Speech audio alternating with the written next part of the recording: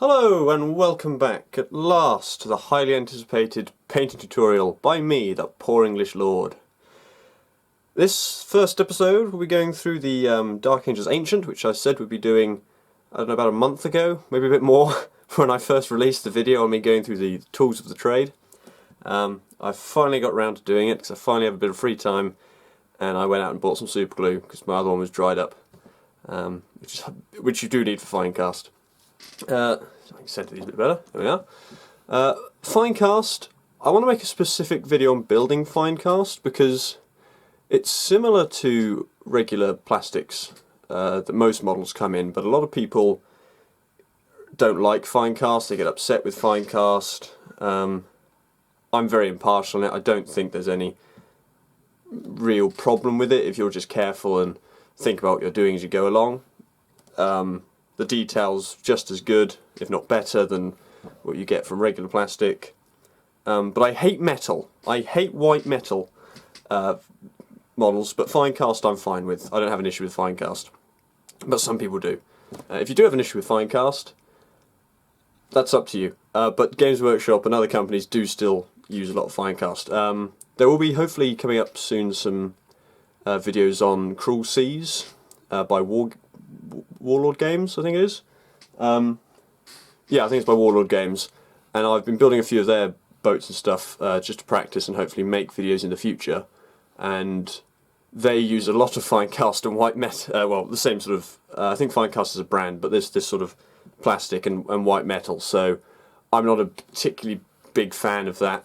It does annoy me a bit, but we're all grown-ups. We can deal with it. We can pull through the challenges and adversity and crack on and make some good models, which we can be proud of, which is the objective. Anyway, that's 2 minutes of me rambling. Let's crack on with the model. I've already cut out these two parts here, the backpack and the chainsaw arm, from the sprue and clean them up. Just do that off camera, so it takes a little bit of time. But I have left the main man. I have to have him the wrong way around, unfortunately, with the camera setup I have. So hopefully he's the right way up for you now. It's all back to front for me. He looks pretty spectacular. That's a very nice banner. It's a nice cape. All the details there. I'm very chuffed with him. I think he's going to do all right. They don't always come in sprues, Finecast. They've already been cut out, but they will have a lot of build marks, I suppose. I don't know what you'll call them. How it works in the process of making them. There's all these bits of residue, which I have gone through painstakingly. It wasn't that painstakingly, with a Sharpie marker, permanent marker, and I've gone through and just put little marks on all the bits I want to cut out, just so it makes it a little bit easier for me to see what I need to do. First off then, it's clipper time.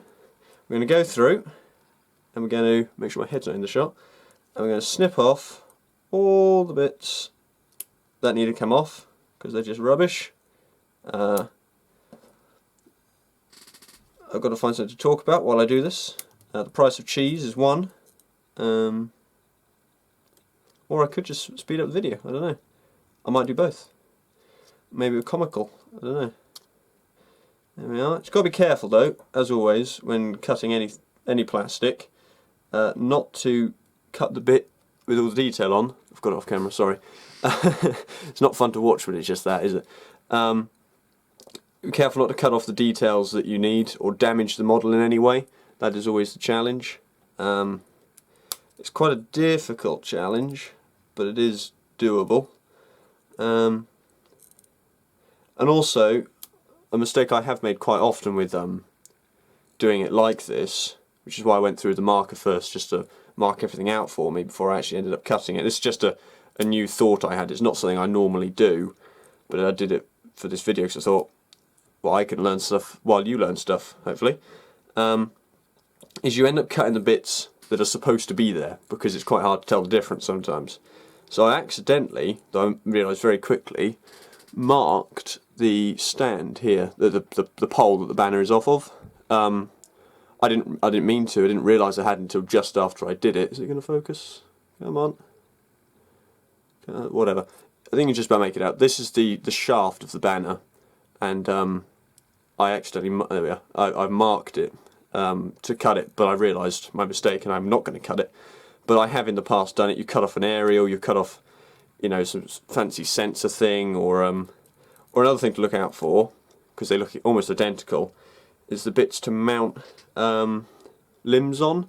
So you'll see there's this triangle outcrop here in his shoulder, which sits in a little triangle recess in his arm.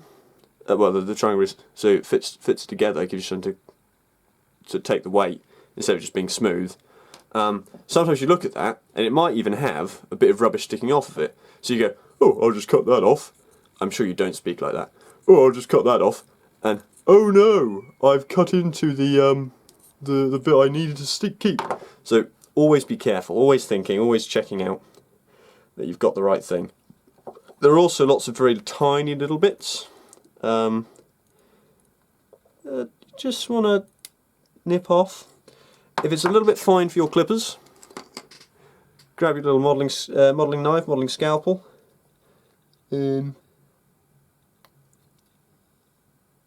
don't cut yourself. It's always a challenge.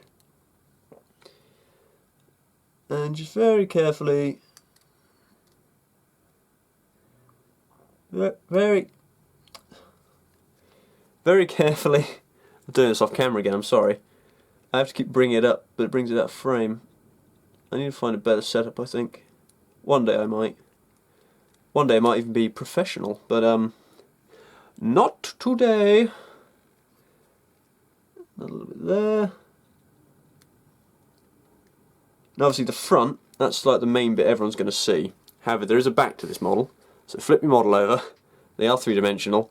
You know, so there's a couple more bits that need to come off.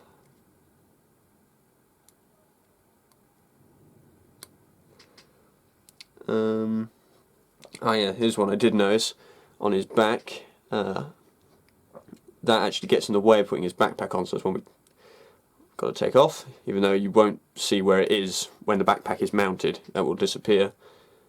And another thing you sometimes find with fine cast is there's like I don't really have an example because I think anywhere no you get this like very thin residue plastic like over sort of like an overcast sort of thing,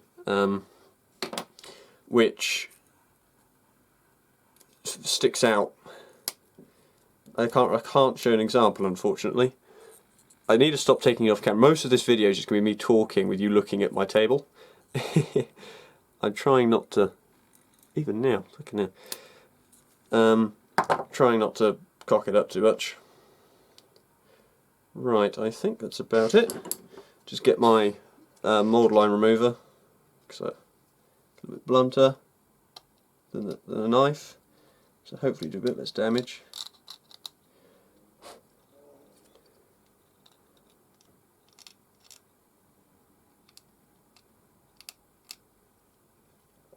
Bit on his head, top of his hood. Just file that off, and I think once again try and keep it in shot. No, sorry about that. That probably won't show up on the camera. No, it's not. But if I just catch the light, you can actually. It is almost transparent about here and under here, where the plastic is presumably a bit thinner, and a little bit here. It's just something to be careful of. Once you've done that, it always pays to clean fine cast. The best way to do this is with a toothbrush, or something, a stiffer bristled brush. I've got one here that I'm just going to use, and it's just to give a nice thorough scrub, because they do collect a bit of residue, dust. Keep it on shot. Sorry about that. Residue or dust, or bits of crap that they collect over time.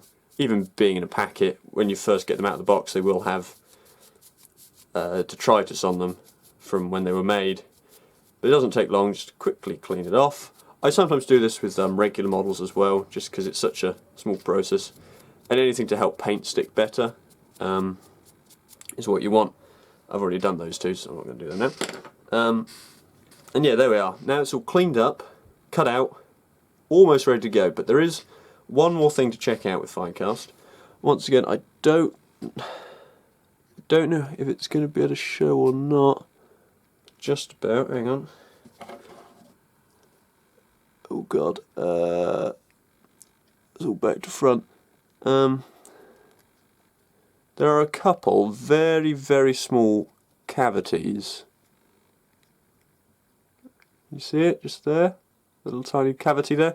There's a few of them. These are just little bubbles when it's in the production process, which fill up, which little air bubbles, which leave a little cavity. Very easy to fix. Games Workshop do provide a liquid green stuff. I'm sure there's probably other things you could use. Just fill it with paint, but that would be a bit crude. There's a couple more, a bit more obvious right there. Quite big ones actually. They go almost all the way through. So get your liquid green stuff. If you've never used liquid green stuff before, it is very simple, quite easy to use.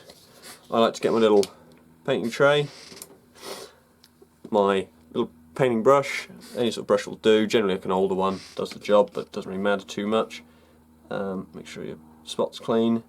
A little bit of water, thin it out, and then because liquid green stuff is it's not like paint. It's not thin at all by any stretch of the imagination. In fact, this has almost gone dry. Oh no. Yeah. Might cut this bit out. We'll see. Okay, I'm just going to paint directly into the pot, just to sort of thin it out a bit because my green stuff has dried a bit.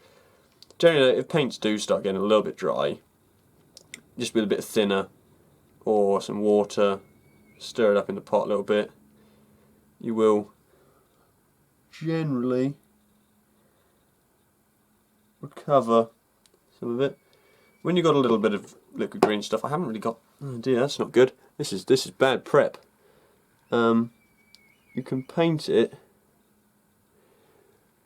into the hole, just very carefully. Doesn't need a lot. What you're very careful of is making a mound now. Bit overdoing the green stuff, because if you do that, you haven't really fixed anything. You've made a hole into a bump, which obviously isn't going to get you anywhere. But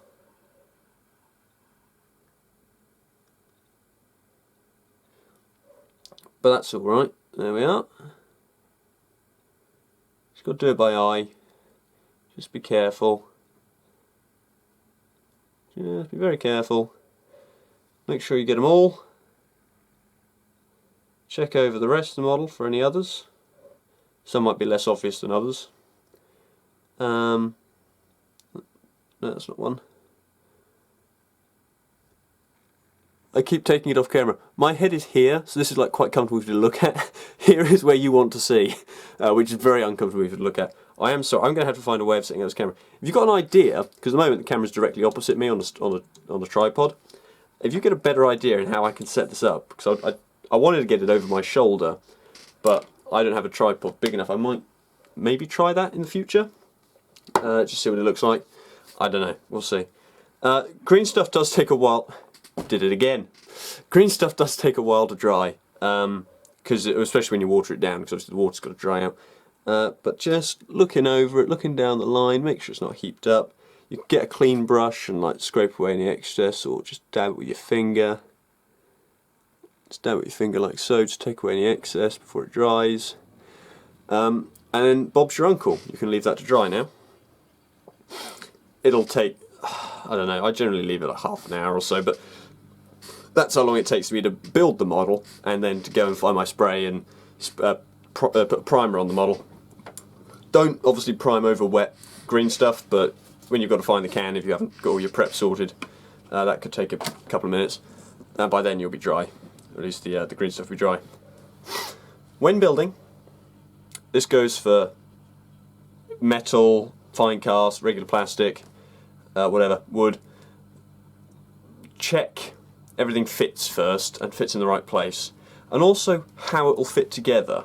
I think a good example of this is sticking this guy's arm on.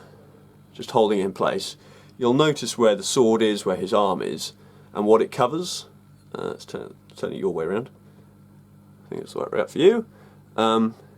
It covers across his chest. In this case it's not too bad because it doesn't take up a lot of room.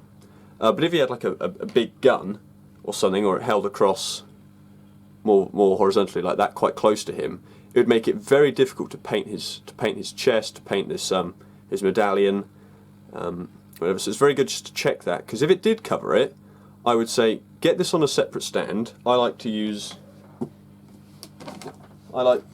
paperclip. Paperclip's quite useful. You can unfold them, fold them out like that, and you've got a little stand now. Drill a small hole into the model, or affix it with a bit of blue tack or glue or something to this, and then you have a little stand which his arm can be on. Also, I'm not going to do it for this because it's all right. And then you can paint that separately to the rest of the model, and then at the end glue it onto the model. But in this case, I'm going to look at this and go, yeah, I reckon I can paint around that quite easily. It's not going to get in the way of the spray, because you can get a sort of, I suppose it's like a shadow effect when you spray the model black or blue or white, whatever, and because the arm and the gun, whatever, covers over too much of the model, the spray can't get around the other side. But in this case, nah, you're all right. You can get to all angles. Same again with the backpack. Fits on. It's nice and level. It's all in the right place. Look at it from the back. It does, with this nozzle here, cover over the icon on his shoulder. Then you've got to make a decision. Can I paint around that? It's entirely up to you. I think there's enough clearance there for me to be able to get a little brush under there and get that painted all right. Same as on the back plate of his backpack. Yeah, I reckon I can get enough into there to be able to paint that. So that's good for me. I'm happy with that. I've cleaned everything up. I've got all my parts. I have a little base here as well, which I'll stick him on in a second. Super glue. Super glue, of course, famous for being able to stick your fingers together, because that was what it was designed for. I think it was. I think it was the Vietnam War that super glue was invented for. Where to sew soldiers' injuries together before sewing could take a while, so you want something to clamp it all together so they can't bleed or get infection, especially in the hot, very sweaty environment. So yeah, you just dub some super glue on it, and it holds the skin together, and you're able to get him back to be treated in a proper medical facility later. Super glue works. That's why your fingers always stick together, super glue, because it's designed to stick flesh. But we subsequently found it sticks everything else, except the bits you want it to stick, of course. And it works by excluding the oxygen, effectively. So what I'm doing is I'm not too much pressure to damage the model, although it's very thick. I'm not going to be able to break it in this example, but a fair bit of pressure to hold it in place. And it should dry, almost fairly instantly. And there you are. It's not coming off. He's flat. Let's make sure he's straight. Yeah, I'd say that's pretty much where I want it. It's gone so hard now I can't twist it anymore. So hopefully that's in. You got to hope that's in the right place. I should have really checked before.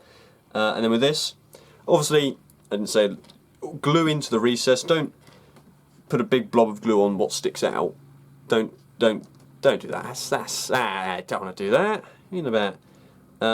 Go in for the recess or the cavity. It's designed for. Keep your lid on your glue so it doesn't dry out. I probably put a little bit too much glue in this one actually, but the advantage of super glue is it dries clear. Right, there we are, applying a bit of pressure. The camera's refocused on my knuckle there, not sure why. And yeah, immediately it's dry, it's ready to go. You've got to get his base. Now this base was what was supplied, it comes with this slot. This is annoying actually because the model doesn't have a slot on it, and I couldn't find I couldn't find any old bases which don't have slots. So I'm a little bit miffed with that. Though there are solutions. I should have planned this earlier. One sec. Hello and welcome back to my impromptu video on how to use green stuff, because I could not find a 28mm base, whatever this is, without a slot in it. Green stuff, very simple, very quick to use. You get a little green stuff, it's got green and it's got blue. You cut off as much as you need, which won't be a lot, especially for this. I will not need a lot for this. Mash them together, a bit of water to make it a bit more malleable. Dipping. I've got a little water cup just off screen here. My big clunky fingers. There we are. Oh yeah. Could knead it like dough, and you'll notice the swirling colours, the maelstrom of the warp flowing through this block of plastic, forming in your hands. It's gone quite blue. Maybe I put too much blue in. Never mind. It's not. Yeah, it's not very green anymore. Come on. Need somewhere clean to roll it out on. I don't have anywhere clean. Like I say, this is very impromptu. And what I do is I'm going to wedge that into the base like that. Push it through from the back, because then it doesn't matter so much that it's a bit messy. Push it through. Make sure it's flat on. Make sure it's nice and flat, and fills in that gap. Some models do have a slot on their bases, which is what this slot is for, which they fit in. Sometimes that slot, that tab, whatever you want to call it, is too small, and you might have to do a similar technique. Sometimes I just cut the slot off altogether and just fill in the gap. Boom, Bob's your uncle. Job's a good one. There we are. Right. What are we talking about? Oh yeah, I just wanted to glue this man on so I could finish this video. Right. Okay, there we are. His base should be good enough. A little bit of blue tack. It's not blue tack, that's super glue. Stick him on at a jaunty angle. Interestingly, he's a bit bigger than his base. Perhaps a 32 would have been better.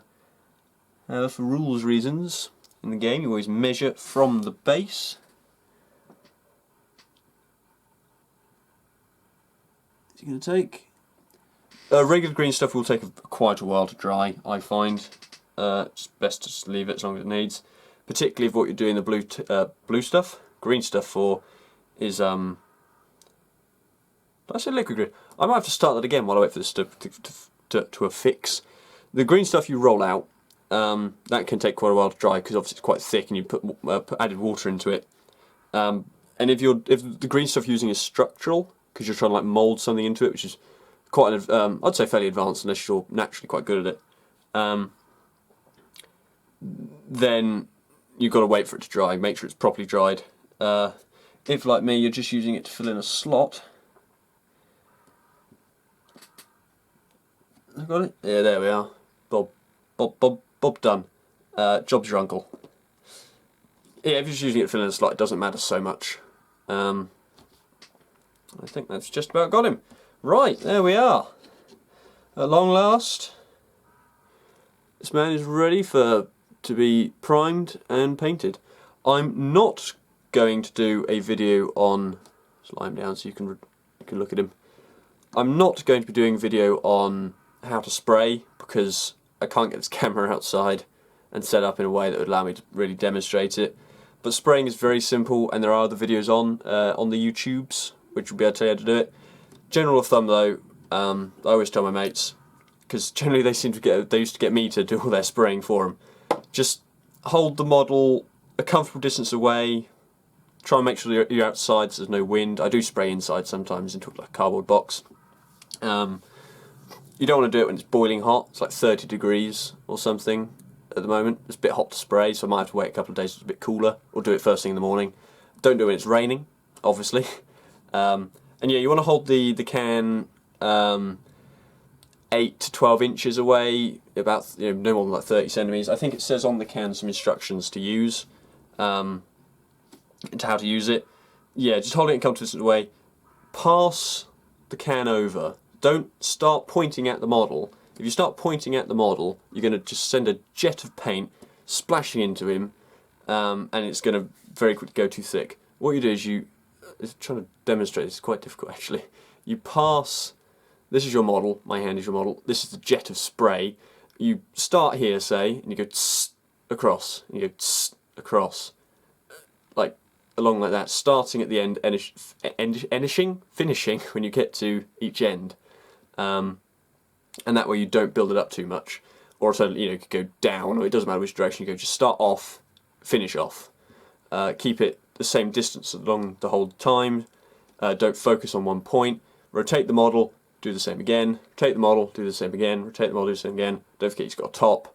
And then if you see anything that might have caused a shadow, so if you're holding it, so when we do this guy, I hold him, say, dead on to me.